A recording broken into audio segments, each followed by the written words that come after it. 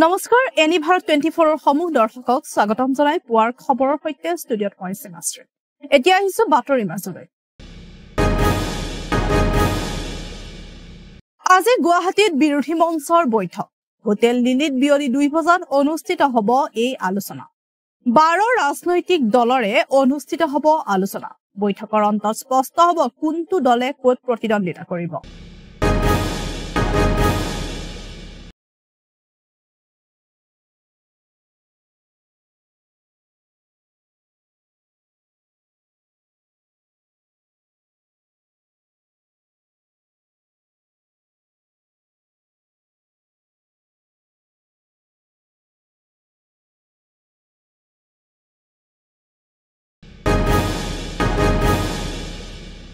পুনৰ বৃদ্ধি হ'ব টুলগেটৰ নিৰিখ এপ্ৰিলৰ পৰা কাৰ্যকৰী হ'ব এই নতুন নিৰিখ 15 পৰা 20% পৰ্যন্ত নিৰিখ বৃদ্ধিৰ পৰিকল্পনা নেশ্যনেল হাইৱেজ অথৰিটি অফ ইণ্ডিয়াৰ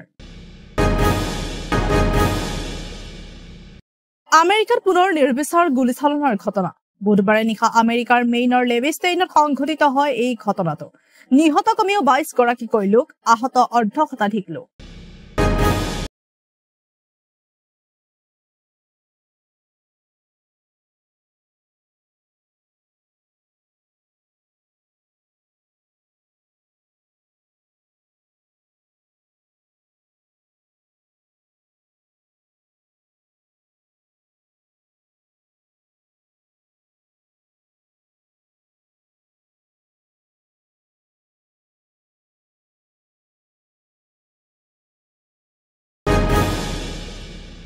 বাতৰি পৰৱৰ্তী অংশলৈ যোৱাৰ পূৰ্বে ল'ব বিচাৰিছো এক চমু বাণিজ্যিক বিৰতি নিবিৰ নিবিৰ কিনো অনবৰ লাগি থাকা ক'তনো লাগি আছো ইমান সময় হ'ল বাথৰুমতে সোমাই আছো তোৰ আজিকালি কি হৈছে বাবা কথা এটাও ভালকে নাপাত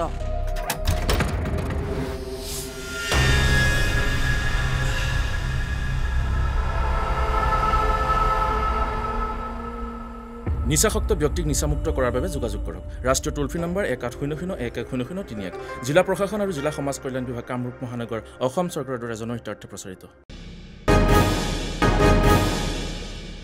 বিৰতিৰ পিছত পুনৰ উভতি আহিছো পুৱাৰ খবৰৰ মাজলৈ কাৰ্বি আংলঙৰ মাঞ্জাত উত্তপ্ত পৰিস্থিতি এগৰাকী 16 বছৰীয়া কিশোৰীক নিৰ্যাতন চলোৱাৰ অভিযোগত ৰাইজৰ তীব্ৰ প্ৰতিবাদ নৱমী পূজাৰ নিশা কিশোৰীগৰাকীক যৌন নিৰ্যাতনৰ অভিযোগ ইতিমধ্যে ঘটনা সন্দৰ্ভত আৰক্ষীয়ে আটক কৰিছে মুনু আলী নামৰ অভিযুক্ত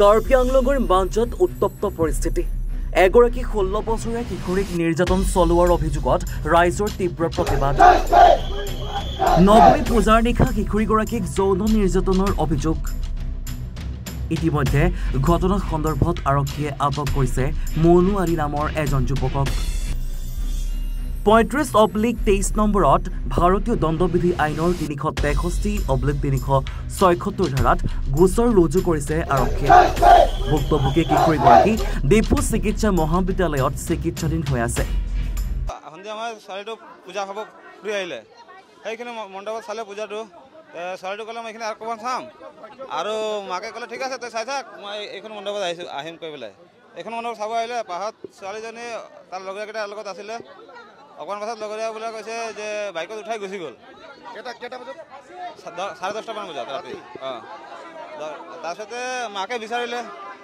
নাপালে তাৰপিছত মানুহ লগৰীয়া বোলে মোক তাই বিচাৰি গ'লোঁ আমি বিচাৰি গ'লোঁ বিচাৰি যাওঁতে এই নদী কিনাৰত পৰি আছে বেহুচ হৈ পেলাই স্কুলত যায় ইয়াতে মাঞ্জা নাইটিংগেল স্কুল ক্লাছ 9ত 16 মাম্পি মণ্ডল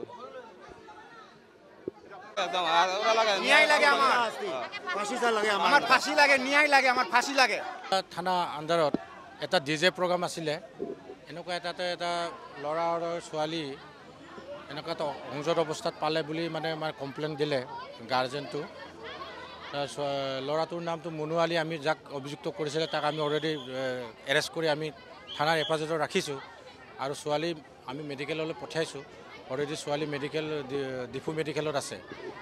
বাকী সেই সংক্ৰান্তে আমি এটা কেছ লৈছোঁ, মাঞ্জা থানাৰ কেছ নম্বৰ 35/2003। আৰু আজি ৰাইজে সেই সংক্ৰান্তে আমাৰ থানাখনত আহি মানে এটা দাবী কৰিছে যে ল'ৰাটোক জেল ফাঁচি দিব লাগে বুলি। অলৰেডি আমি সেই সংক্ৰান্তত আমি কেছ এটা ৰেজিষ্টাৰ কৰি মাক চাবি মই আৰু ঘৰলৈ উভতি নাযাওঁ। দেৰগাঁৱত এজন যুৱকৰ চৰমপন্থাৰ পূৰ্বে অন্তিমটো বাক্য। ফেচবুকত ভিডিঅ' আপলোড কৰি আত্মহত্যাৰ কাৰণ ক'লে যুৱকে।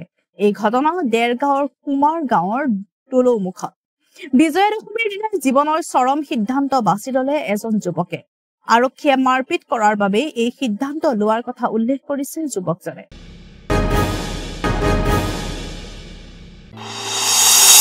মাক চাবি মই আৰু ঘৰলৈ উভতি নাযাওঁ।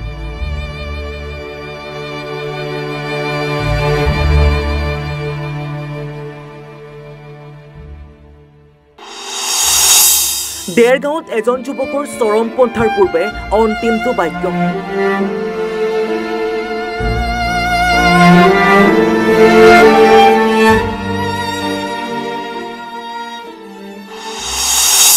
ফেচবুকত ভিডিঅ' আপলোড কৰি আত্মহত্যাৰ কাৰণ ক'লে যুৱকে।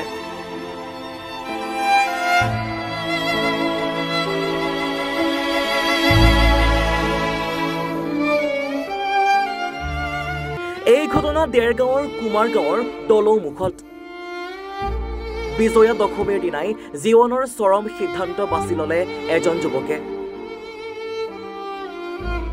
আৰক্ষীয়ে মাৰপিট কৰাৰ বাবেই এই সিদ্ধান্ত লোৱাৰ কথা উল্লেখ কৰিছে যুৱকজনে। মৃত যুৱকজনৰ নাম অজয় দত্ত। আত্মহননৰ পূৰ্বে ফেচবুকত আপলোড কৰা ভিডিঅ'ত আছে বহু চাঞ্চল্যকৰ অভিযোগ।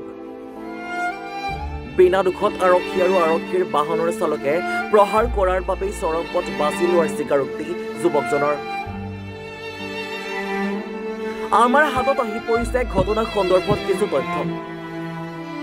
তাক বচাবলৈ গৈছো, এইটো মোৰ বেয়া কৰ্তব্য নেকি? এয়া ড্ৰাইভাৰটোৱে অন্য কথা নাই, মোৰ মুখত থাপ মাৰিছে। পুলিচজনে ট্ৰেফিকজনে হাতত ৩ চেট মাৰিছে। মোৰ কোনো অপৰাধ কৰা নাই, কাকো মই মৰা নাই, কাকো কটা নাই। মই এজন কষ্ট কৰি খোৱা লোৱা দুখীয়া ল'ৰা ঘৰৰ। এই ভিডিঅ'টো আপোনালোকক সকলোকে যে মই কৈছোঁ, কিন্তু আপোনালোকে এইটো শ্বেয়াৰ কৰক। আৰু চাওক, মোৰ যিটো মৃত দেহ হ'ব, সেই মৃত হেৰিটো মোক শান্তি পাব লাগিব। কিন্তু মই সুখে নেৰিম আকৌ যদি মই মৰিও থাকোঁ। মোৰ এই চিগাৰেট খাই পেলাই মোক কৈছা এই বোলে এজনী ছোৱালীক বোলে মাইকী মানুহক বেয়াকৈ ক'লে, সেইটো মোৰ হেৰি নাই। মোৰ ইয়াত মাৰিছে, মুখত মাৰিছে, থাপ পেটত মাৰিছে। কিন্তু মই চাওক, মই সেইটো কেয়াৰ কৰা নাই। মোৰ পেটত মৰাটো মোৰ মতলব নাই। কিন্তু সিহঁতি মই বিনা দুখত আজি উতলি চাবলৈ আহিছোঁ ন পূজাৰ কাৰণে। মই কাকো একো কোৱা নাই। ল'ৰাটাই কাজিয়া কৰিছে, তাক বচাবলৈ গৈছোঁ, সেইটো মোৰ বেয়া কৰ্তব্য নেকি? এয়া ড্ৰাইভাৰটোৱে অন্য কথা নাই, মোৰ মুখত থাপ মাৰিছে। পুলিচজনে ট্ৰেফিকজনে হাতত ৩ চেট মাৰিছে। মোৰ কোনো অপৰাধ কৰা নাই, কাকো মই মৰা নাই, কাকো কটা নাই। মই এজন কষ্ট কৰি খোৱা লোৱা দুখীয়া ল'ৰা ঘৰৰ। এই ভিডিঅ'টো আপোনালোকক সকলোকে যে মই কৈছোঁ, কিন্তু আপোনালোকে এইটো শ্বেয়াৰ কৰক। আৰু চাওক, মোৰ যিটো মৃত দেহ হ'ব, সেই মৃত হেৰিটো মোক শান্তি পাব লাগিব। ভিডিঅ'ৰ সমান্তৰালকৈ আহি পৰিছে এটা অডিঅ' ৰেকৰ্ডিং। মাক চাবা আকৌ মই এতিয়া বোকাঘাট পাৰ হ'লো। মই আপোনাৰ কথা না, মই চিমিটি পথাৰত আছোঁ। মই এতিয়া বোকাঘাট পাৰ হ'লো। এইটো কি মই আমাৰ জখালা মানে পাওঁ শুনা কথাটো শুনা। মাক চাবা, মই আজি বিনা খানা ফচিছোঁ।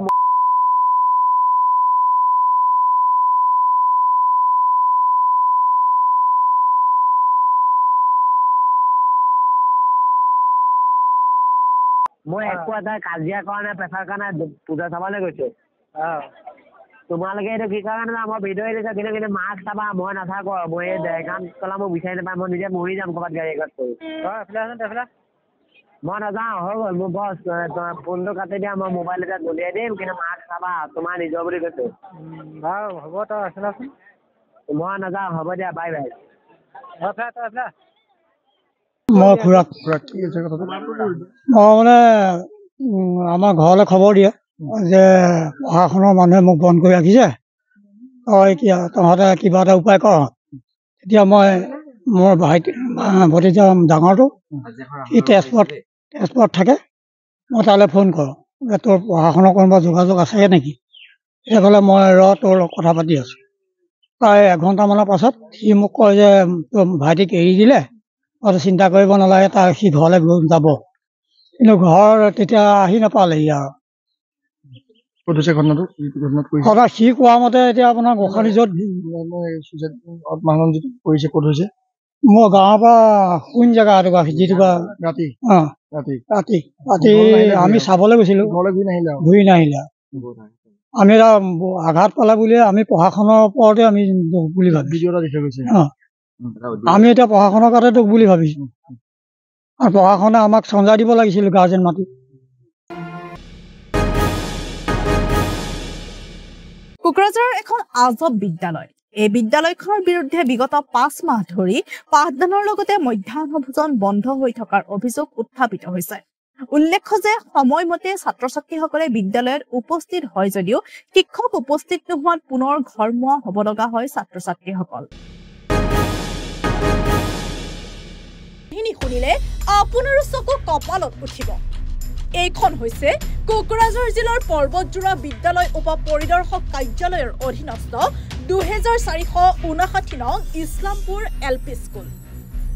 উল্লেখ্য যে এই বিদ্যালয়খনৰ বিৰুদ্ধে বিগত প্ৰায় 5 মাহ ধৰি পাঠদানৰ লগতে মধ্যাহ্ন ভোজন বন্ধ হৈ থকাৰ অভিযোগ উত্থাপিত হৈছে। সময়মতে ছাত্ৰ-ছাত্ৰীসকলে বিদ্যালয়ত উপস্থিত হয় যদিও শিক্ষক উপস্থিত নোহোৱাত পুনৰ ঘৰমুৱা হ'ব লগা হয় ছাত্ৰ-ছাত্ৰীসকল।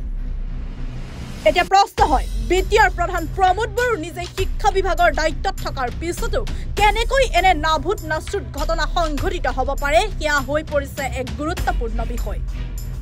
জানিব পৰা মতে কেইমাহমান পূৰ্বে বিদ্যালয়খনৰ শিক্ষক যাদৱ শৰ্মাক বদলি কৰি অন্য এখন বিদ্যালয়ত নিয়োগ কৰে আৰু সেই বিদ্যালয়ৰ শিক্ষক আজিজুৰ ৰহমানক ইছলামপুৰ LP স্কুলত নিয়োগ কৰে। কিন্তু আজিলৈকে দুয়োজন শিক্ষকৰ এজনো কোনো এখন বিদ্যালয়ত যোগদান নকৰাৰ অভিযোগ।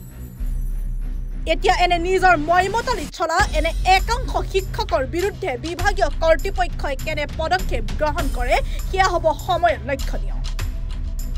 চাওক, 2459 নম্বৰ ইছলামপুৰ LP স্কুলত ৰাইজে অভিযোগ কৰা মতে আমি শুনা পাইছোঁ, আৰু CRCৰ পৰা বা অন্য শিক্ষকৰ পৰা আমি শুনা পাইছোঁ, বা সেই গাঁৱৰ অভিভাৱকসকলে আমাক জনাইছে যে এইখন স্কুলত 2459 নম্বৰ ইছলামপুৰ LP স্কুলত 1 মাহৰ পৰা টিচাৰ অনুপস্থিত, শিক্ষক অনুপস্থিত। এই সৰু সৰু ল'ৰা ছোৱালী আমাৰ এই এডুকেশ্যন এক্টত কি কৈছে যে সম্পূৰ্ণভাৱে বিনামূলীয়া শিক্ষা প্ৰদান কৰা হ'ব, আৰু ইছলামপুৰ LP স্কুলত এমাহৰ পৰা শিক্ষক নাই। ইয়াত BO মহোদয়ে কি কৰি আছে, DI মহোদয়ে কি কৰি আছে, DPO মহোদয়ে কি কৰি আছে, বা DO মহোদয়ে কি কৰি আছে। মই ABMCৰ ফালৰ পৰা এইখন দাবী উত্থাপন কৰিব বিচাৰিছোঁ, আমাৰ ল'ৰা ছোৱালীক লৈ আপোনালোকে হেতালি নেখেলিব। মই ডিৰেক্টৰ ছাৰক অনুৰোধ জনাম যে অতি কম সময়ৰ ভিতৰত BO আৰু DI ছাৰক ছাছপেনশ্যন কৰিবলৈ আমি সজোৰে দাবী উত্থাপন কৰিছোঁ। আমাৰ সৰু সৰু ল'ৰা ছোৱালীৰ লগত যদি আপোনালোকে হেতালি খেলে তেতিয়াহ'লে কিন্তু ইয়াৰ প্ৰত্যুত্তৰ আমি কিন্তু ধৰ্ণা কাৰ্যসূচী ল'ম, আৰু কোন শিক্ষক যোৱা নাই অনতি পলমে সেই শিক্ষকক ছাছপেনশ্যন কৰিবলৈ আমি দাবী উত্থাপন কৰিছোঁ।